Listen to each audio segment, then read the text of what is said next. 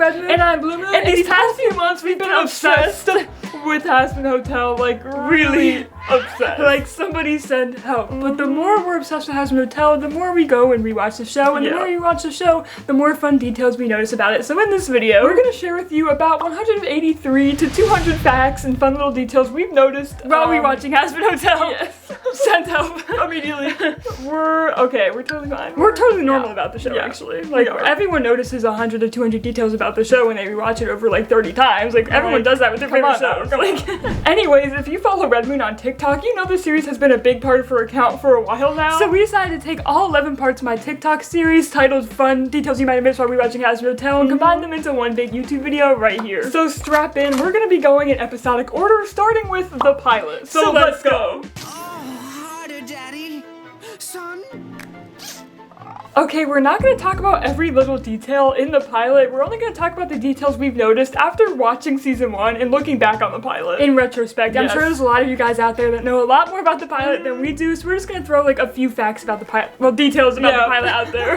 And the first fun detail we noticed in the pilot is in the intro. You can see a version of Adam and Luke here, and Adam here has a beard. I just think it's cool because it just shows that they're always planned to be in the show. Also, I noticed while rewatching the pilot, you can see this Welcome to Hell sign, and you can also see the Welcome to Hell sign in the first episode of the Amazon series. I like how they kept it. I want that sign in real life. Welcome to hell, motherfucker! When you land in hell, you see that sign and that audio instantly plays. Speaking of Husk, in the pilot, right behind Angel, you can see a very Husk-looking casino in the background. Like, look at the top hat and the cat ears and the smile. Like, it looks like Husk. We know he was an overlord at one point. We know he used to gamble, so it's not that big of a stretch to maybe assume he used to own a casino. That very much looks like a casino he would own. Yes. In one shot in the pilot, you can also see 2 of the Egg Boys making out. Happy Pride Month. Yeah, happy Pride Month. Happy for them. Yeah. Well, actually, we don't know their genders. That's true. They could both be straight. That's true. Or I'm assuming all Egg Boys are boys. I don't know though. Is that me assuming? Let us know in the comments below. Are there any girl Egg Boys?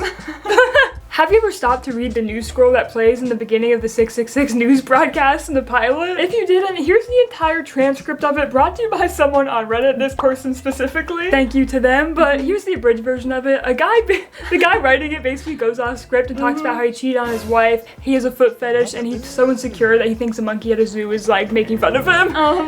He gets a little off topic. No, but we love that for him, I guess. I don't think he loves it though. In this scene when Charlie is talking about how much he loves singing, you can see Razzle and Dazzle chowing down on some donuts. Throughout the pilot, you can actually see old character designs of Carmilla, Lucifer, Zestral, Mimsy, Vox, and Val, as well as Velvet. You can also see Rosie and Carmilla's daughters. Also, Alistair's staff was more sentient in the pilot and talked. Testing! Well, I heard you loud and clear! And I don't know what to do with that information. Honestly, it could be sentient now and we just don't know. Right, like maybe it's just more quiet. It doesn't feel sentient though. No. Anymore. Like I feel like they changed it. Yeah, I don't know why though. Anyway, do you know this iconic Alistair PMG? I've seen this thing everywhere. Literally Did you know? everywhere. You can see it in the pilot in this frame when Alistair meets Sir Prentious. I didn't know that, and I'm glad to know it's actually in the show because I feel like I was like, did someone just draw this randomly? Right, like where did this come from? Now you know. During Alistair's lore drop, we can actually see Husk and Nifty silhouettes in the part where Vaggie mentions Alistair toppling overlords, on top of other overlords we end up seeing at the overlord meeting later on, like this dinosaur overlord whose name is actually Missy Zilla, and this skull overlord who I don't think we actually know the name of yet. Is this girl for real? She thinks it. You hear what she thinks? Oh, she's nuts. We can also see some characters from Hell of a Boss like Visago, a character who's going to be coming in this season. Pause. Take a look at Susan's outfit here, observe it, look at the fox, the hat, everything about it. Now let's look at this scene in the pilot. Take a look at how Alistair dresses up Vaggie.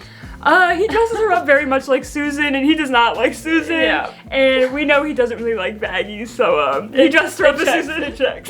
The last thing we noticed about the pilot is that during Alistair's song, his color palette strangely resembles his color palette in Hell's Greatest Dad. Not strangely, they definitely took inspiration. And also this scene when he's singing to Charlie resembles also a scene in Hell's Greatest Dad, and I love that they call back to that. Wait, your name is Adam? Like the first man, Adam? That means you. Oh. That explains so much. I know, I fucking rock. Moving on to episode 1. Episode 1 is titled Overture, and an overture is basically a music instrumental introduction to a ballet, opera, or extended composition. And I just think that's such a clever title for episode 1 because obviously we know Hazbin Hotel is a musical, and this is the first episode of said musical. It's just clever. It's smart. Amazing title. I don't know how I didn't realize that sooner. Did you know in the first few minutes of episode 1, you can hear a little bit of the chorus from More Than Anything being played in the background of this scene? He felt his way of thinking was dangerous to the order of their world. So he watched as the angels began to expand together. They wished to share the magic of free will. We can see Alistair's radio sitting on the table in the hotel, which we can see in multiple episodes afterwards as well. I guess Alistair just likes leaving his radio just around the hotel. Maybe that's how they contact him, via his radio. Right, like he doesn't have a phone, so like maybe they just like type in a number on his fucking radio or something. That's not how radios work. No. They tune it to a station and contact it. I think that's how they contact it. Because how's my head canon? Yeah. If you pause during Alistair's commercial he made for the hotel, you can see a crude drawing he did of the hotel. Let's observe it. Yes. There's a lot of details in here. So first, his drawing of the hotel is honestly not that bad. It's pretty good. It's pretty good. He captured all the details, I think. He did. He got the ship, I guess, in there. And of course he labeled his radio tower the best part. And he also claimed that he named the hotel because he did. He named it the Hazbin Hotel, so we gotta give him that at least. I also love like the drawings of his like own face, like on each side. I love the self-portraits. Like honestly, like you don't need that much detail to capture his essence. No. And like he knew that. And I'm wondering how the blood got on the paper.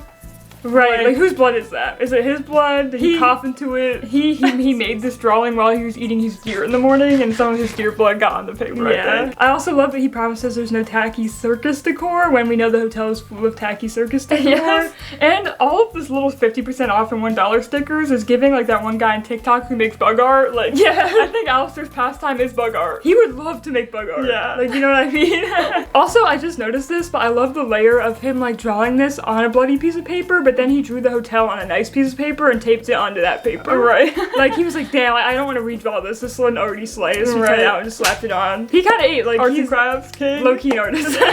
When Lucifer calls Charlie, you can see that his contact photo is a duck, foreshadowing the fact that Lucifer really likes ducks. In episode 1, we learned that Charlie's cat, Kiki, can turn into a key, and it took me forever to realize that her name is a play on words.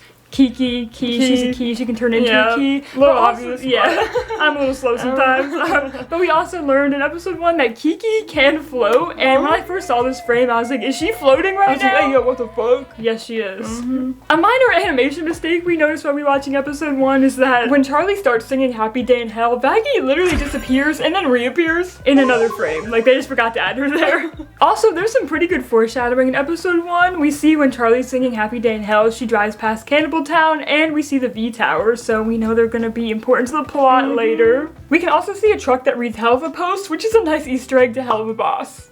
So we all know Alistair glitches out every time he's on camera because his face was made for radio, but did you know that when he films the redo commercial, you can see him standing off to the side with his back turned, and like usual, he's glitching out. He even disappears for a frame, which I just think is really funny because like he wanted to be included in the commercial, but he hates being on camera, so he was just like, I'll stand off to the side, you guys film, but I would be like kind of in frame, kind of out of frame. He loves attention, he couldn't not be in the commercial, like, but that's just so funny. It is. Also, we know Nifty dissociates when she's being filmed, and she does that during the commercial.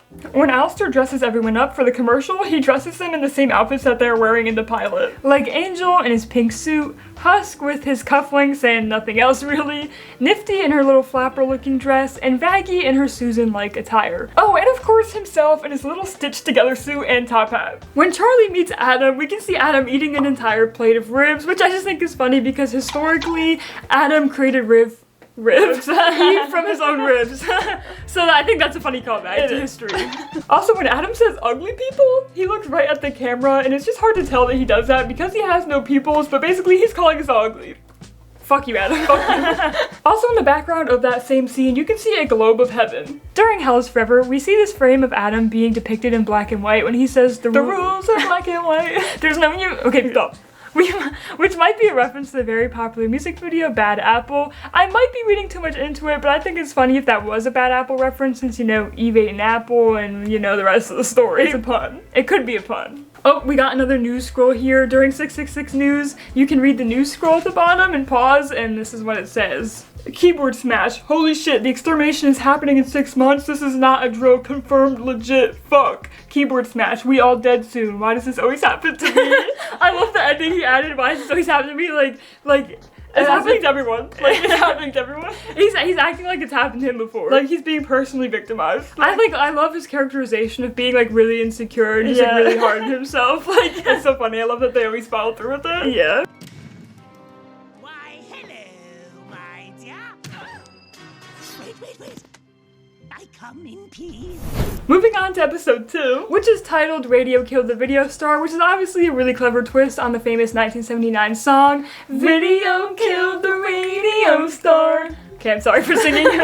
When Serpentius attacks the hotel, we can see that Alistair has a cup that reads, "Oh dear," because he's a deer. It also seemingly has gunshot wounds on it, since apparently he supposedly died by gunshot wounds, which looks suspiciously similar to the gunshot wounds on Nifty's maid outfit, so our headcanon is that Nifty bought or stole that cup for Alistair and gave it to him, because they look the same. They do. This looks like something Nifty would have. A fun fact about us, we studied Japanese for 5 years, and we were really curious how they made Alistair sound more old-timey and formal in the Japanese dub, and we have 2 notes. Yes, we're crazy, and we started rewatching Hazbin Hotel in different languages. Don't come for us, okay? Don't come for us. But anyways, when Alistair says, "Who are you?" to Serpentius, he uses the Japanese honorific, sama. So here's a little Japanese lesson for you. Sama is used to refer to people who are older or more higher ranking than you, but more commonly it is used in business settings to refer to customers. So I just think it's so funny that Alistair's so used to being attacked by Serpentius, he's treating it like a business transaction. It is funny, but it's not really true, he's just being polite, but it's fun to think about it like that. Like we said, Alistair speaks in really formal and polite Japanese. He ends almost every sentence with either mas or des, which are very 2 formal and polite ways to end sentences. So let me give you an example. Say you wanted to say to eat in Japanese, you would say taberu, but if you wanted to say it formally, you'd say tabemasu. And you wouldn't usually use that ending when talking to friends casually or anything. That's a really formal way to talk to somebody. And I like how in the show, in the Japanese dub, they have him speak in that really formal way the entire time to kind of characterize him as old-fashioned. Yeah, I think it's like maybe him and Zesty speak like that and nobody else does in the show in the Japanese dub. So here's some examples. 見たいからです。それはありえませんね。本気です。ここでは許しません。あなたには大きな意味があるんでしょう。 I didn't notice this until someone pointed it out to me, but Vox's design is very shark inspired, which makes a lot of sense since we see that he owns a shit ton of sharks. His assistant also seems to be some kind of fish shark demon. Knowing that and looking back at his design, you can really see the fish inspo within his design. Like, he has sharp teeth like a shark, his shoes kind of look like they're like fins or fish looking. They kind of look like they have gills to me too, and his tail coat very much looks like a fish's fin. Also, Vox is straight up blue. Yeah, that also is kind of an indicator. Yeah. And I think I heard somewhere that his assistant is named Peppermint, which I just think is really adorable. And that is really cute. Also, fun fact, on Vox's old Instagram page, it was revealed that he has a shark named Vark. Does every shark have to start with the letter V because they're in the V Tower? Like, does he name all of them? I bet. There's like Vark, Vish, Vinny, Vincent, Van Gogh, Vu, like blue, and I don't know. There's not that many V names out there. Hello, editor Blue Moon here. Right behind Vox in this scene, you can see an advertisement on the back wall featuring Velvet and Val, and they're advertising a love potion, which is later featured in episode 4 when one of the loan sharks tries using it on Angel. We hate to see it. We hate to see it. We can see Valentino has a robot that looks like one of his Raleigh's robots from Hell of a Boss. And did you know that Valentino is actually a moth? So in the show's sound design, he actually makes moth squeaking sounds. Without me, he's just a bag of meat with some mildly entertaining holes. Entertaining holes. When Valentino destroys Vox's phone, Vox stands there staring at his hand for a hot minute. I wonder how many phones he loses to Val a week. He seemed kinda unfazed. Inside of Valentino's room, we can see he has a ton of pictures of himself in various different sexy outfits, but did you know that Val actually has one big picture of himself inside of his gun closet, which he signed to himself reading, "To my biggest fan, Valentino." Also, he asked Vox what gun makes him look sexier, and it seems like he couldn't decide for this picture, so he's holding all 3. Also, later in that same episode, we see him bedazzling one of his guns during one of their meetings, so maybe he decided that he wasn't the problem, and it was like the guns weren't sexy enough, so he decided to bedazzle one of them. In this scene, Vox turns up his screen brightness while trying to hypnotize Val, because Val canonically has bad eyesight since moths have bad eyesight. If we pause during the scene when Vox is lighting Val's cigarette, we can see that Vox's electricity forms a heart, and Val's cigarette smoke also forms a heart. Behind them in the same scene, you can see a picture frame on Val's desk. If we zoom in, we can see an old photo of Vox and Val together, where Val has both his antennas and Vox has a box TV head. Also, I was wondering where all the fan artists were getting the sweater and jacket combo for Vox. It's for this photo. Yeah. He's wearing a turtleneck here. When Alistair blasts Serpentius away, he makes an elk noise. Here's a comparison. For letting your guard down. Oh shit. Oh shit. If we replay this scene slowly, you can see that Alistair's staff clips through his hand, so it looks like he's not actually holding on to it. Oop, we got another news scroll to read. During Vox's broadcast, his news scroll very insecurely reads. So the radio guy's back. I don't think you noticed. I didn't at first. I was too busy being a much more interesting and important person. But fuck it. News is slow today, I guess. I'm totally not worried about this guy, and neither should you be. I totally wrecked his shit last time he tried me. Thanks. I love the passive-aggressive thanks at the end. Yeah. I'm not believing he totally wrecked his shit last time. I'm not believing that, Vox. You can't trick me, bro. Vox owns the mug that reads fuck Alistair because he really wants to he really hates Alistair. The scene of Vox looking at Alistair through the TV wall on the street directly mirrors Alistair walking past Vox's TVs in the Hazbin Hotel prequel comics, which is a pretty cool callback. Also, if you didn't know there are Hazbin Hotel prequel comics, check them out, we'll link them down in the description. In this episode, we get a glimpse of Alistair's radio tower, where we can see swamp plants growing through the floorboards, a coat rack made out of deer antlers, and a lamp made out of skin. One of you guys on TikTok explained to me that his old radio tower is actually a radio tower mixed with a deer stand, which hunters build in order to stalk their prey, aka deer, which would explain why his radio tower has a room in it when most radio towers don't, as well as why he climbs into it with a ladder, because most of the time you can't climb into radio towers, and you climb into deer stands with ladders. Yes. If we pause when Vox glitches out during Stayed Gone, we can see this screen. Pause to read the whole thing, but some of the highlights include Vox.exe crash error eat shit Alistair, check to make sure all fucking 1930s looking ass hardware and software is up to date, and lastly stop.alistair.exe old timey prick. This is hard to read. Radio. Old-timey prick radio. Yeah. Amazing. We can see Hell's Moon when Vox shuts down all power in Hell, and the same moon can be seen during the intro of Vox's news broadcast. When Charlie is welcoming Serpentius into the hotel, one of you guys caught that her cheek isn't colored in for a single frame in this scene. Let me replay it real slow. Alistair does a frog blink when he meets Serpentius, and so does Lucifer in a different episode. In this scene, you can see Kiki watching the gang do trust exercises from the balcony. During their first group exercise, Vaggy's gloves disappear and then reappear. You can hear Angel's theme music play, Slutty Spider Polka, during his fight with Serpentius.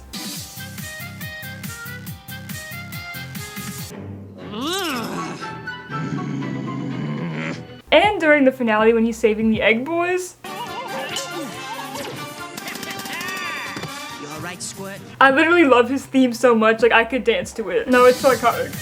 Like, oh, yeah. Play that in a club, I'm dancing. I like your suit. What are the antlers for? Can I touch your staff thing? Are those your ears or is it your hair? Moving on to episode 3, which is titled Scrambled Eggs, which I'm guessing is titled Scrambled Eggs because the Egg Boys are very heavily involved in this episode and there's a lot of drama going on. In this episode, we learn from Serpentius that Carmilla Carmine is the top weapons dealer in Hell, and we can actually see one of her weapons in Hell of a Boss. Genuine Carmine crafted blessing tipped rifle.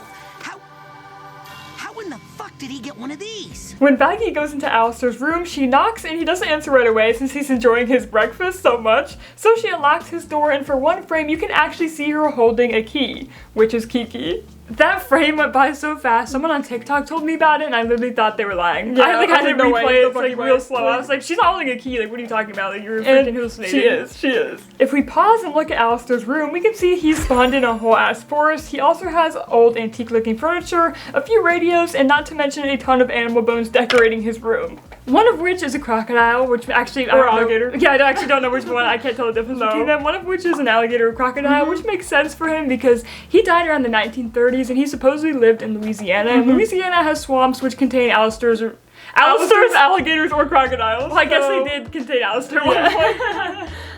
Yeah. So that's why he has a crocodile alligator in his room. During the trust exercises, we can see that the trust exercise stage reads Trusting 101.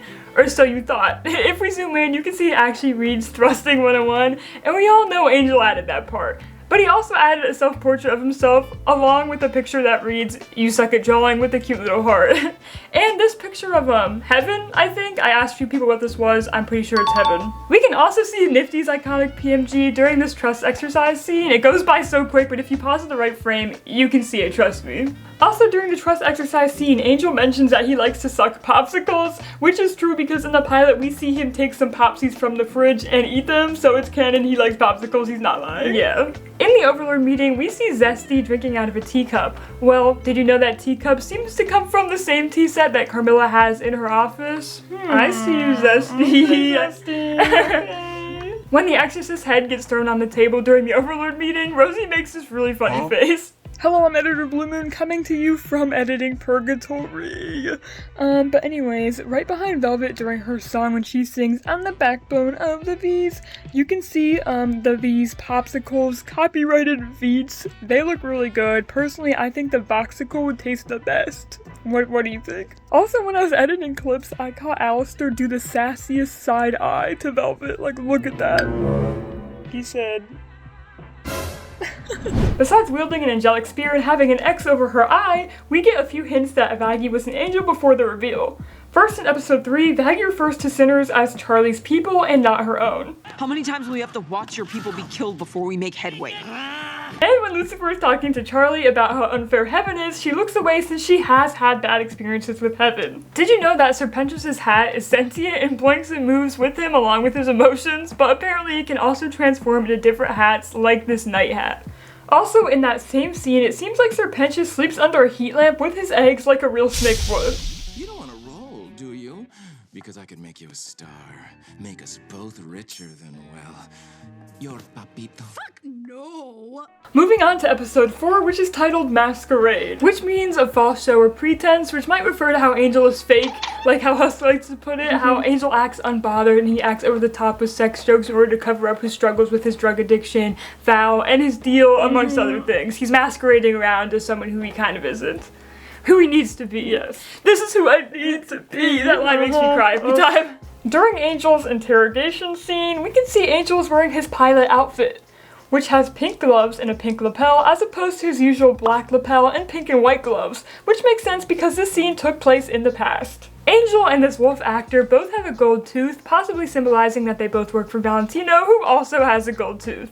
Also in episode 4, we can see that Val's feather on his hat is actually an antenna, and it can move like an antenna. Let me replay this scene a few times. That is not how a feather moves. That's definitely an antenna. Husk points out that he knows Serpentis watches everyone in the hotel sleep, which we can see hinted at in episode 2, when we see Serpentis spying on people during the visuals of It Starts With Sorry. When Valentino is abusing Angel, you can unfortunately see him also touch Angel, which further illustrates how he not only abuses him physically and mentally, but also sexually. Fuck Valentino. Fuck Valentino. And also during Poison, this is a really cool transition. Valentino rips the white fluff off of Angel's like performance outfit and pushes him into the next scene, which is a fire transition, but also fuck Valentino. Fuck Valentino, bitch. Fuck you. Before Angel storms out of the hotel, he actually pulls a pair of sunglasses out of his chest fluff. I wonder what else he's got in there. Hi, it's me again, Editor Blue Moon. I just wanted to point this out because I actually caught it while editing. Look at Husk's neck here. There's a random outline of a circle on his neck for one frame and then it disappears. It goes by so quick you can barely even see it. I'm surprised I even caught it. So I'm kind of that bitch or whatever. I kind of noticed that. I'm kind of cool. What do you guys say? You're kind of insane. When Angel yells at Husk, the freckles under his eyes are revealed to be multiple eyes because he is a spider demon. The hotel bar that Alistair spawned in is also covered in dead animals just like his room. Bro really loves bones, I guess, but it also has wings like Husk and looks like a slot machine that stuck right before a big win. which personally I think kind of symbolizes like the hotel, because the hotel is trying to get sinners into heaven to become like winners, and they're like almost there but they're not quite there. The hotel's kind of like purgatory, honestly. Yeah, so it's like, it's just symbolizing the hotel status at the moment. Yeah, because the hotel actually hasn't proved anyone can be redeemed yet. So Yeah. like, we could get you to win, maybe, you know? And Loser Baby, we can see that Husk has little hearts at the bottom of his feet. Oh, so cute. Also in Loser Baby, we can see Husk PMG right about here. Another thing I noticed while we were watching Loser Baby, because it's such a good song, but Husk holds all of Angel's hands when he's dancing with him, and I just think that's so adorable. But during the finale of Loser Baby, Angel actually loses 2 of his set of arms. I'm assuming he can like retract those 2, but we never see him retract those 2 ever again. Yeah, because we know he actually has 6 arms, yeah. and he can retract 2 of them, so he usually walks around with 4, but we've never seen him retract the other 2, so he usually walks around with 4, but in this scene he has 2. Only 2 arms. Which might have been an animation mistake, but also I feel like maybe he retracted them so it was easier to dance. Right. Maybe. That's my headcanon. Wait, you're inviting me over? Absolutely! Oh, I'll be there in an hour. My daughter wants to see me. Take that, depression! Moving on to episode 5, which is titled Dad Beat Dad. Which is obviously a play on the words deadbeat dad, because Lucifer shows up in this episode. And he's high-key a deadbeat dad at this point. And then the episode turns into Alistair and Lucifer fighting to be Charlie's dad, so that's why it's Dad Beat Dad. They're having a dad off. Even though Alistair's not really dad, but he's the dad that stepped up. Yeah, he's like a step-parent that stepped up. It's dad beat step-parent. Kind of. Anyways. In this episode, we can see that Husk has a cup that reads "Fuck Mondays," like, okay, Garfield, we see you. He's cosplaying Garfield here, I guess. When we see Charlie's phone in this episode, we can see her phone contacts, and then we can see that all of the Egg Boys are in her phone contacts, which just confirms that all the Egg Boys have phones, and none of them have actual names. I guess Frank is the only Egg Boy with an actual name. In this first room, we can see a picture of emo Charlie hanging on the wall, so it's official, she went through an emo phase. We can also see a picture of baby Charlie in Lucifer's room. Oh, she's so cute. Also in Lucifer's room, you can see a picture of Lucifer with the dad of Charlie's possible ex-boyfriend, Seviathan von Eldritch, who is an old Hazbin character that might show up in a later season. Anyway, Lucifer's wearing the same suit that Charlie was wearing in the pilot. Oh, she's wearing a hand-me-down suit. Or maybe. I don't know if she'd fit in his hand-me-down suit because he's so short and she's so tall. Short. So maybe she bought a suit and modeled it after his suit. Which makes me think, more than anything, Lucifer says he's tried this all before. Does that mean literally, like, has he tried renting a hotel before, and that's why Charlie wanted to, like, model her suit after his suit, because he wore a suit like that to the hotel? Like, maybe the hotel, like, in general, like, was Lucifer's hotel, like, that he tried literally this exact thing before? Like, I don't know. What do you guys think? I don't know. Fun fact, Hell has its own version of a globe. You can see a diagram of the rings of Hell in the end of episode 2, and in Lucifer's room. When Vaggie does her drill sergeant bit in episode 3, no one seems interested and gets dragged along, but in episode 5 when she does it again, everyone is interested and respects her more. Husk stands up straight and spills his drink on himself, and Nifty falls over. We know Charlie loves drawing pictures of sinners with rainbows and sunshine, so when they decorate the hotel for Lucifer's arrival, we can see she drew pictures to put on the wall. But who drew this one? Someone, I bet either Nifty or Alistair, drew these scary-ass pictures to put on the wall. This one looks like Charlie drew half and Al drew the other half. It's giving inside of every demon is a rainbow, and Alistair's inside of every demon is a Lost Cause vibe. Also, Angel once again helped decorating, and he wrote this sign that says, "Welcome, Daddy."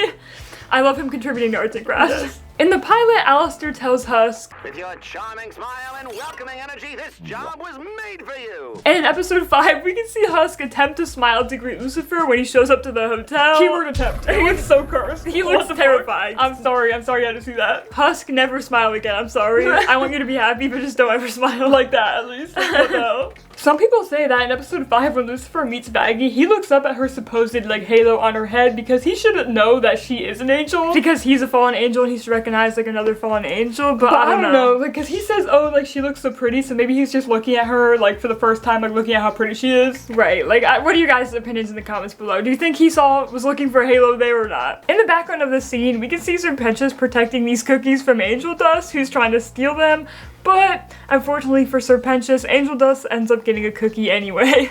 We all know Hell's Greatest Dad starts because the hotel chandelier falls down, but did you know every time you see it before it falls, you can tell it's hanging on barely by a thread? it just shows you how much Alistair sucks at his facility manager job. Like, he should have caught this. Like, facility managers are supposed to make sure things are safe in the hotel or whatever they're facility managing. He's not doing his job. No, he's not. We all know Lucifer can create clones of himself, but did you know that in the intro to Hell's Greatest Dad, we can see Lucifer spawn too many versions of himself right before the song even starts. This scene goes by so fast, but there are so many great things about it, so let's pause and look. First, Alistair's standing like this. It looks like he's about to have a temper tantrum, which he low-key does. And Angel and Serpentious' faces here are so funny. And then there's Husk looking as unimpressed as always. Here's another frame of the mini Lucifers, and look at Alistair just being so pissed off. We can see that Lucifer still wears his wedding ring, and we can even see his clones and puppets wearing the ring too.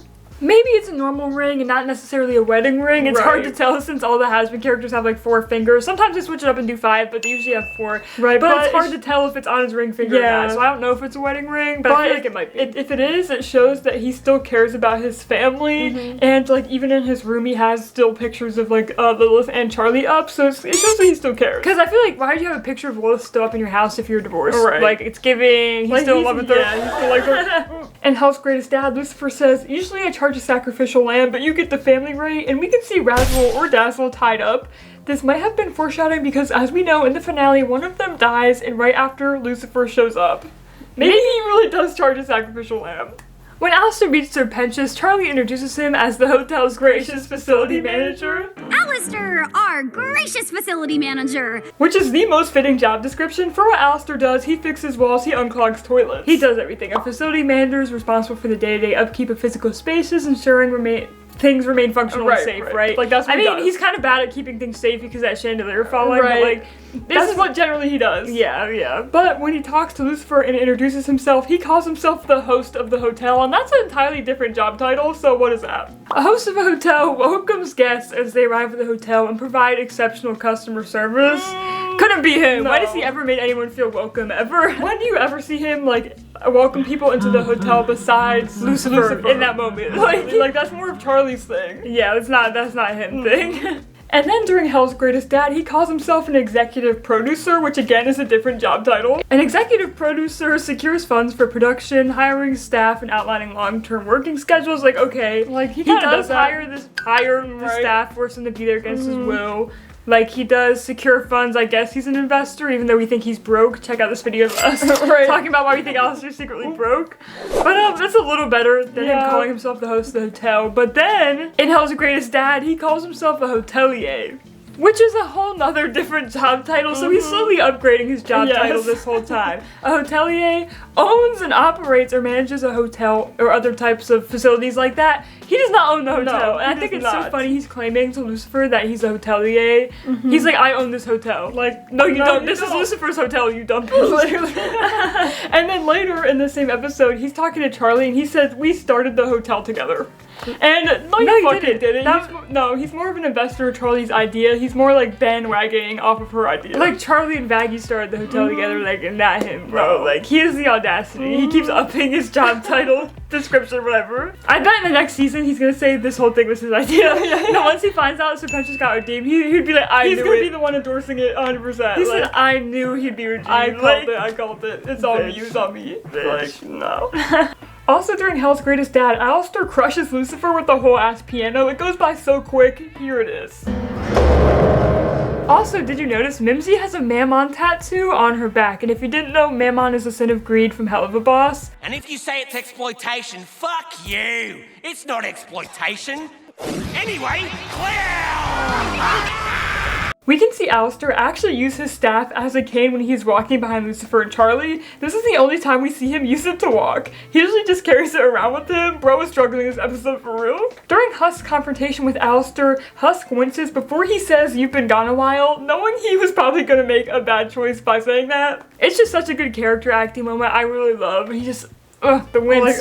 He felt it. He's like, oh fuck. Because I saw a ton of people blaming Husk for like pushing Al's buttons. Like, he knew he was pushing his buttons, but he just wanted to say what he wanted to say. Like, I respect that from Husk. Yes. Also, during that scene, Alistair's eyes turn to radio dials for a really, really quick second. Speaking of tiny details, did you know that when Alistair transforms into a bigger and more scarier version of himself, he actually gets deer hoofs? We can see them when he kills the loan sharks and when he threatens Husk. And also when he makes a deal with Charlie, and also during his fight with Adam. We know he usually has like deer prints on the bottom of his feet, but I didn't realize until like way later that his feet actually turn into hooves when he becomes bigger. When Husk talks to Alistair, you can hear a little bit of Alistair's game, the Living Tombstone song, playing in the background. The intro to the song is played when Al walks away after threatening him.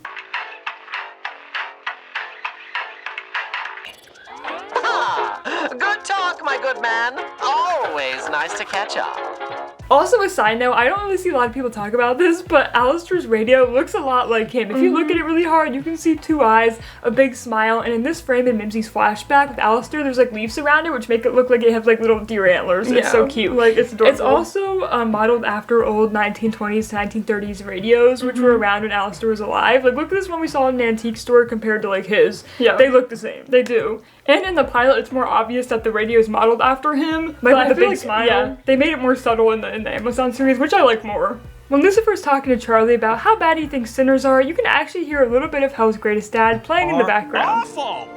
They got gifted free will, and look what they did with it. Everything's terrible. I just don't want you to put yourself on the line for people like that. When the loan sharks start attacking the hotel, we can see Lucifer step out of his portal backwards. Let's replay that again. It goes by so fast. He's just showing off. He just really wanted to show off, but no one saw. I saw you though. I saw you. We see you. Also, I have too much time on my hands, so let's analyze the loan sharks in this scene for a second. Look at these two little guys. One of them is just hanging on and not even doing anything. Like, bro just wanted to be involved with punching in that door, but his feet don't even touch the ground. This guy might be a callback to The Godfather, or else he's just some butler standing there, like, waiting for instructions. Like, who brought their butler to the function? I don't know. Since I'm crazy and have too much time on my hands, I wanted to see how some of these guys end up dying. This guy gets torn apart by Alistair, and you can see his leg hit the door of the hotel when Lucifer's talking. I mean, condescending Charlie. And when Alistair's done fighting the loan sharks, you can see him lying on the ground in the background with another one of his legs next to him. This blue loan shark gets speared, and then his arm hits the door by Lucifer. And this little guy, who is barely hanging on to the battering ram, gets full-on eaten by Alistair. Like, damn. Damn, like, R.I.P. to little guy. Alistair had a little snack. You can also see the catapult they used to fling giant flaming rocks into the hotel with in this scene. And my question is, who is strong enough to pick up those rocks and put it in the catapult? Like, none of those loan sharks looks actually strong enough to do Maybe it's the butler. It was the butler. I'm calling it. He does strong. He's secretly strong. In the beginning of More Than Anything, you can see Sir Pentious holding a TV guide with Vox's face on it. I love that he owns this, as it makes sense since we know he idolizes the V's. Although, I wonder if he still idolizes them now, since Vox told him to kill himself. Probably not. I hope he doesn't. Last note for episode 5, another character acting moment I really like is when Lucifer is saying goodbye to Charlie after More Than Anything. He's actively holding back tears. Like, look at his lip quiver. It's such good character acting. I love the little things. The animators ate. We have a patron right now who is making incredible progress. Who? Angel Dust. Oh yeah, the porn demon.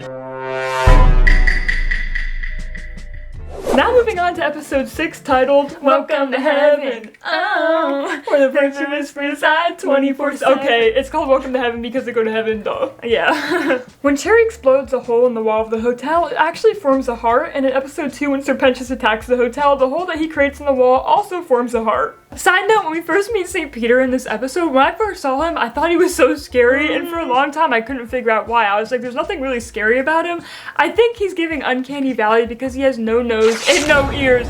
It took me so long to realize that for some reason. Is anyone else scared of St. Peter? Because I am. He's low-key scarier than any demon we've met in the show. Yeah. Like, love him, love his song, but like, he's kind of scares me. He does. We see Angel's sister Molly chilling in heaven. I hope we get to see her more in season 2. I know, I hope they reunite maybe one day. Is that wishful thinking? I don't know. If fucking Angel gets redeemed. Yeah. Also, when Emily's holding Charlie's hand, welcoming her to heaven, you can see that Maggie looks pretty jealous here. When Emily and Sarah greet Charlie, you can quickly see their angelic forms, and Emily is bald. Why? She slays it. She pulls it off. She does. She does. When Adam and Lute see Charlie and Vaggie, they're shocked to see them up in heaven, but they say, "What is she doing here? How did she even get up here?" Specifically referring to one person. In the beginning of the episode, you probably assume they're talking about Charlie, when I think they're actually talking about Vaggie in this scene. In the club, Angel looks at Husk really endearingly before he gives him his drink. It is just so cute. Like, look at it. They love each other so much. Also, look at Husk take 2 shots. Love that. He ate that. He drank that. Oh, my bad. In Val's VIP section of the club, you can see some of Vox's cameras alongside this moth pattern that you can see actually in the walls of his room in episode 2. This might indicate that the V's own this specific club, which is crazy to me that the V's would own a club called Consent. I think that's to cover their asses, because they'll be like, well, when you enter the club, you consented. Like the love potion, they were in everyone's drinks. Like, you consented to that because the club's named Consent. Like, that's probably how they swing it. Fun fact, Vaggy's exorcist wings only have one stripe, while most exorcists we see, their wings have 2 stripes. In this scene, Adam plucks a feather out of his wing to write with, which I just think is so funny. We can see a list of what Adam thinks can get someone into heaven, which includes sticking it to the man, which is a reference to Alex Brightman, the voice actor who voices Adam. Alex Brightman stars in a musical called School of Rock and sings a song called Stick It to the Man. If you've never heard that song before, check it out, it slaps so hard. If you love Hell's Forever, you'll love Stick It to the Man, it's rock. When Emily finds out the truth about the exterminations, the eyes on her outfit open as if she's finally opening her eyes to the truth. And Sarah's eyes open when she's being more truthful about her feelings to Emily. When Emily and Charlie are standing up to heaven, Emily looks like she has a pair of horns behind her head, possibly symbolizing her potential fall to hell. I don't know, it's kind of a reach. Also, during this entire episode, Lute's dress is completely clean, except in the final song when she puts on her helmet and her dress has a bunch of blood on it. Like it just spawns blood. In this episode, we get a flashback to how Charlie and Vaggy met, and in this scene, they're actually wearing their pilot outfits. Charlie's wearing her pink suit, and Vaggy's wearing her gray dress. Oh, who's this you brought with you? Come now, Alistair, she's much too young for you. Oh, I'm just kidding. I know you're an ace in the hole. What now? Moving on to episode 7, titled Hello, Rosie. In the beginning of this episode, you can see Kiki warming up to Serpentius and even laying on his lap. This should have been the first sign that Serpentius was going to be redeemed before he actually got redeemed, because I swear cats can sense the goodness in people, and next season I'm going to be eyeing who Kiki gets close to. Like, I feel like Kiki's gonna predict who gets redeemed next. The title Hello Rosie is actually a reference to this old speed draw Vivian made of Rosie 7 years ago, in which the video was titled Hello Dolly, because Rosie's character was actually inspired by the main character from a musical titled Hello Dolly. Comparing their silhouettes, you can really see the inspo. You cannot tell me this isn't Rosie. In the beginning of episode 7, we can see that Charlie has hooves. Also, when Alistair and Charlie make a deal, you can see Razzle and Dazzle fly away. R.I.P. They died early. They actually died in episode 7, not 8. When Alistair and Charlie are walking to Cannibal Town, you can hear a little snippet of Ready for This playing in the background. Cannibal Town. There's a friend of mine I think you should meet. In Cannibal Town? But it's surprisingly nice here. Isn't it though? And it's all thanks to a very special someone. Right after Charlie and Alistair walk into Rosie's Emporium, you can actually see Charlie pick out a souvenir for Vaggy that she gives her at the end of the episode. When Rosie picks up Alistair, he squeaks, and some people have been saying that since he's a deer demon, he's actually making a baby fawn squeaking sound. Go without your lively presence. Also, Rosie tells Alistair he is an ace in the hole, meaning he's asexual. Check out this video if you want to hear more of our thoughts on that. But watching Charlie's facial expressions in this scene is so funny because you just know, like, she knows exactly what Rosie's talking about. I love that she rolls her eyes when she's like, she's too young for you. And she's like, bro, I'm actually older than Alistair. Like, what the hell are you talking about? Also, you can see another one of Alistair's PMGs in the scene when he's talking to Rosie. In Rosie's Emporium, we can see that Rosie has a set of teacups that look like roses, and she has a teapot with a skull on top. The wallpaper in her emporium features skulls, bones, mixed with flowers and hearts. That's very Rosie of her. Rosie also offers bags that look like they are made out of skin and a 500-piece puzzle. Also, yum blood. Yum. Can't forget her bestseller, Yum Blood. Did you know that Rosie's iconic hat is actually based on a real hat from the 1900s? This style of hat was called the Merry Widow hat, which were hats with large brims and lots of feathers, which is funny because we all know Rosie's a widow, and she doesn't seem too sad that her partner died. In this scene in the pilot, we can see her cross the name Franklin off her emporium, and she doesn't look that sad about it. And it's further confirmed because in episode 7, she mentions having a husband, so he's probably dead. Who hasn't thought about eating their first husband? I certainly would have if he didn't taste so bad. When Vaggy's fighting Carmilla, she says she's not used to fighting with long hair. After this, Carmilla quickly takes down her hair to make her fight fair. Charlie sings a little refrain of her song from the pilot, Inside Every Demon is a Rainbow, when making her speech to Cannibal Town. I have a dream, I'm here to tell. I have a dream. Fucking mediocre. After Alistair and Rosie have their iconic little dance moment, and ready for this, we can see Alistair hands Rosie her umbrella, but someone from the crowd, if we slow this scene down, actually throws it to him while his back is turned, and he seemingly senses it coming and catches it with one fucking hand. Like, Alistair has those spidey senses. How did he sense that? Unless they're just used to throwing around Rosie's umbrella in Cannibal Town, and this is incredibly rehearsed. Who knows? I don't know. But that was damn impressive. It was. Ladies, let's fuck shit up. On to the last episode, episode 8, titled The Show Must Go On, which is a show business phrase commonly associated with the circus and P.T. Barnum. It basically just means even if bad things happen, the show must go on. The customers can't know something bad happened. Let's just keep going. Which is fitting because it is the finale episode of the season, and we know there's going to be more seasons to come, and also the circus association makes sense for some of the facts we have later. Okay, first fact, did you know that when Husk is chatting with Angel in the finale, you can hear a little bit of Loser Baby playing in the background? I guess you have changed. Hey, Charlie said live tonight however we wanted. So pour me a fresh one, and let's get to living. When Nifty crowns Alistair King Roach in the scene, we can actually see that on the crown there's obviously roaches, but there's also a little bit of gum stuck to the crown along with little sewing needles. And actually in the scene, the sewing needle switches sides from I believe the right side to the left side, like this little continuity error if you didn't notice before. And also in the scene, when we start on a far shot, we can see Alistair's staff leaning next to him on the little railing. Right. But when it zooms in and zooms back out again, it's totally gone. Like maybe he just picked it up and put it behind his back really quick. Right. Like because he can make the staff disappear. Maybe he did, but it doesn't look like he moved really. But it could have been an animation mistake that I caught that shit. I caught that shit. Also, I've heard no one talk about this, but Nifty crowns him King Roach, right? But earlier, in episode 5, she says she's waging a war on bugs, and then she crowns Alistair King Roach. That sounds like he's like, or she's his number one op. Like, yeah, like, he's gotta watch his back. Like, she's put a target on his back. Like, you're the King Roach, the king of all roaches. I'm waging war on bugs, and you're the king. I'm taking you down. You're number one on my hit list, right? or maybe she's like, you're King Roach. You're better than every other bug I tried killing. You're on top. Maybe it's a compliment. But like Alistair said, it's hard to understand her twisted little mind. But I feel like he gotta start understanding soon. He might have to watch his back. In the finale, we can see Serpentious tell Charlie that he has a crush on Cherry. Then Baggy pats him on the arm as she walks by for encouragement and pushes Charlie away so he can have his moment with Cherry. The wallpaper in the hotel is seemingly Lucifer themed, as you can see his sigil mixed in with an apple, wings, and eyes, symbolizing his gift of free will to humanity with the apple, you know, him being a fallen angel with the wings. And we can also see a snake in here because as we know, he turns into the snake to tempt Eve. Also, Adam's battle outfit features a little leaf by his quad. Also, keep going.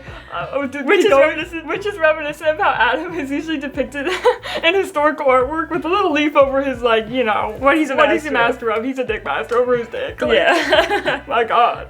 In the beginning of Vaggy's fight with Loot, we can see Vaggy pick up Alistair's radio that he leaves around the hotel, and she picks up and hits Loot in the head with it. Ow. It literally goes by so fast. We'll replay the scene a few times, but goddamn, that's a heavy ass radio. It's antique. You know that's gotta hurt. Yeah, I bet Loot has a head injury because of that. Also, during her fight with Loot, you can see Vaggy cut a hole in the back of her shirt to reveal her wings. It goes by so quick, but let's play it slow.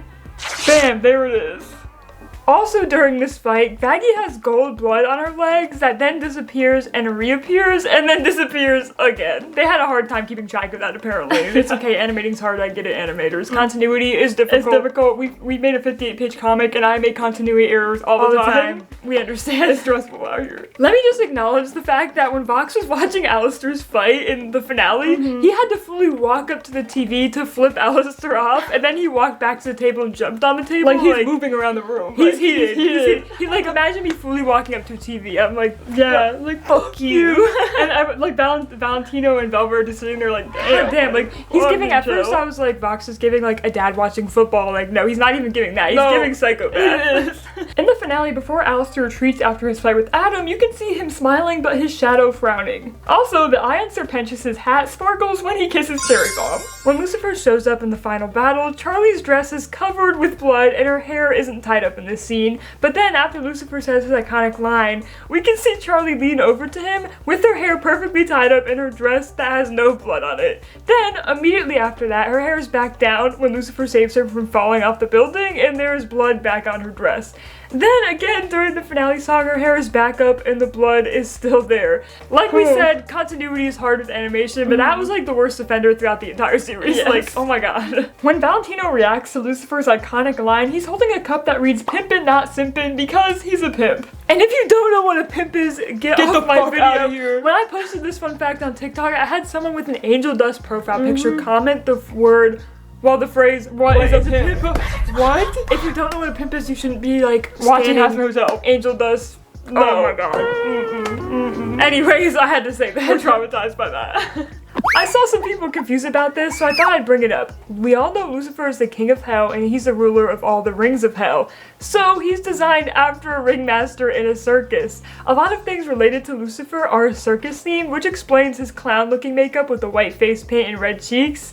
His outfit is also giving ringmaster with the stripes and the top hat. Once you realize everything related to Lucifer is circus themed, a lot of things start to make sense. Like Charlie also having clown looking makeup, which is why Adam calls Lucifer and Charlie a bunch of clowns in the finale. You're just some fucking clown or something! Bro does not like being called the clown. Look at Lucifer's face here. Anyway, Lucifer's room is modeled after a circus tent. It literally looks like he's living inside a circus tent. He even has a picture of a circus tent in his house. He also owns a circus tent lamp and a cute little elephant teapot with cute stripes that match his shirt. Ugh, his sense of style, man. I wish I could just have clowncore all the time. I also just noticed that he has a Jack-in-the-Box here on his shelf. I wonder what's in it. I bet it's a duck. I bet too. Yeah, I think there's no way there's not a duck in there, honestly. Right. And also the hotel has a literal like carousel looking thing slapped onto the side of it. Well, it is a whole ass carousel. And in Alistair's drawing of the hotel, he talks about the tacky circus decor because throughout a bunch of episodes, you can see all the tacky circus decor strewn about the hotel. There's a ton. During Lucifer's fight with Adam, the snake on his hat turns into a halo for a split second, and that is just so sick. I love that animation. Let's pause and look at everyone's reactions when Adam gets killed in the finale. Angel's face is so funny here, and Baggy looks like way too happy, and then I just love how Lucifer looks so confused. During a 666 news report, we can see the back of Angel's brother's head. His name is Arachnus, and we might see him in an upcoming season, along with another character who we see in the same frame named Baxter. He is supposedly modeled after an anglerfish, and I love his design. In the finale, we see Rosie owns a TV/radio thing. This actually looks similar to early TVs from the 1920s and 1940s. I just think it's funny that she owns a TV/radio because we know she's friends with Alistair and Alistair hates TV, but like we don't know her opinion on Vox yet, and it seems like she's not opposed to TV like Alistair is because she owns this TV radio thing. I know this probably has a name, but I just didn't look it up. Oh, we got a 666 news broadcast. That means we got another news scroll to read. It reads, "Holy shit, holy fucking shit, the extermination is over? Does that mean they aren't coming back? I'm shitting and coming right now." Does this mean /kill angels though? What the fuck, for real? What is this gonna mean? When is season 2 coming out? Crying holy fuck. He doesn't really get any character development here in this part. We just know that he's shitting and coming. We just know he's super excited. So good for him, honestly. His life looks like it's going up. The railing that Lucifer says is unstable in episode 5 is still standing when the hotel collapses in the finale. He was wrong. After the hotel collapses, we can see Cherry and Angel looking for fat nuggets, and we can also see Husk looking for his alcohol. We can also see that Kiki misses her pictures. I miss their bond, man. I hope Kiki warms up to someone else in the hotel. I know. In the prequel comic, Alistair calls Vox a show-off, all hat, no cattle, and there's a possible callback to this line in the finale when Vox says, "After the battle, masterless cattle, overlords hanging fine." Sorry. I guess Al and Vox love referring to sinners as cattle. They have that in common. The photo that Velvet takes of Carmilla in episode 3 can be seen on the V's table in the finale, poop emojis and all. On the same table, you can see a ripped up picture of Alistair, but next to him seems to be Vox's shoulder. Al is also in his pilot outfit in that photo, and it's ripped, and I'm guessing Vox had a Regina George moment. Like, imagine that. Yeah, when Alistair said no to joining his team, he took that picture he had with Alistair and like ripped it up. I can see him doing that. Yeah. Girl is the nastiest skank pitch. You can also see a magazine with Lucifer's face on it with a photo of a duck next to it. Also a picture of Charlie that seems to have been taken when she was visiting Angel at work, which makes sense since throughout the Beast Tower and clubs you can see Vox's cameras everywhere. So they must have got a sneaky picture of Charlie when she was visiting. When Vox and Val dance in the finale, Vox hugs Val backwards like some kind of prom photo. Me and Blue Moon realized this when we were recreating their dance in the finale for a TikTok, and we were replaying it multiple times. I was like, is he hugging him like this? Like, what the fuck? That's really hard, actually. That's uncomfortable. When Alistair's staff gets broken, his sleeve gets cut, but the animator seemingly forgot about it, so maybe he went to the tailor's mid-fight and got it fixed. I don't know. I don't put it past him. He didn't get the middle fixed, though. That's true. Did you know that during Alistair's breakdown, you can actually see him rip out a piece of his own hair? Maybe that's because he had gum stuck in his hair from that crown Nifty gave him. Maybe. I don't know. Maybe. It's because he has anxiety. I relate. I do the same thing. When Lucifer is helping everyone rebuild the hotel, he uses a keyblade, which is Kiki. Kiki can turn into a keyblade. That is sick. That's badass. In the finale, you can see one of the egg boys survived. Maybe that's Frank. I'm thinking that's Frank. That's the only one who's named that I feel like would be important enough to survive. I wonder what his role is going to be in the next season. Like, I really they kept him around for a reason, right? If he doesn't have Serpentius to follow, who is he going to follow? Alistair? Right? Alistair low-key like the egg boys. Yeah, he did. In the same scene, you can see one of the egg boys. You can see Husk without his hat on. And once again, you can see Husk without his hat on in the finale when Serpentius dies. When Husk admits to Angel that he used to be an overlord, we see a flashback of Husk, and you can see that he usually didn't wear a top hat back in the day, and he had like a white streak in his hair, which I think looks so sick. He also seemingly took better care of himself before he sold his soul and actually wore a shirt. Maybe Alistair revoked his shirt privileges. He probably did. When Alistair shows up after almost dying, the only people not happy to see him are Lucifer and Husk. Husk for real thought his ass was free. He thought he wasn't going to be owned by Alistair anymore. I'm sorry, Husk. I also love how Lucifer says, oh, this guy. Yeah. And does it look like Alistair's flipping Husk off there? Or is he just kind of saying, pointing? Some people argue in this scene that Alistair's flipping off Husk or pointing at himself. I feel like he's pointing at his smile because he says we're doing it with a smile or something. True, I can see that. They have only 4 fingers, so sometimes it's hard to tell. It is. Husk and Angel hold hands while putting up a bar sign in the finale song, and they did not need to do that. They did not need all 4 of Angel's hands and all 2 of Husk's hands to put up that damn sign. No, like imagine like just putting up a sign like that. That's so extra. Like. They love each other. Yeah. It'll pass.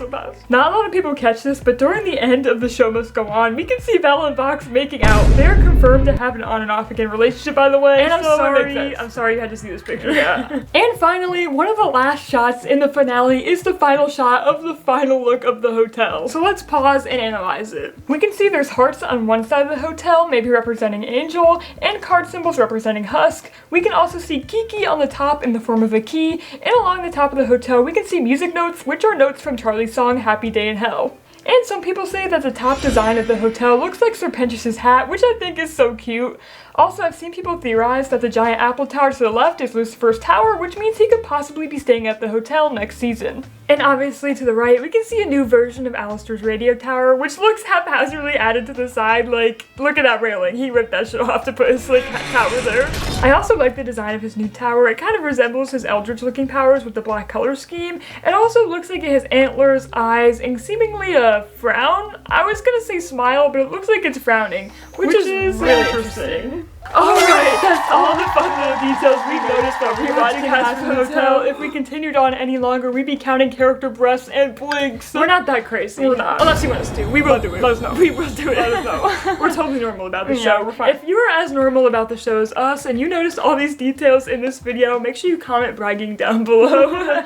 But anyways, if you like us, make sure to scan this QR code to follow us on all of our social medias and to support Gaza. And with all that being said, just remember, to dream is to expand your imagination and to create a new reality. Anything is possible and things don't have to make sense. See you in our next video.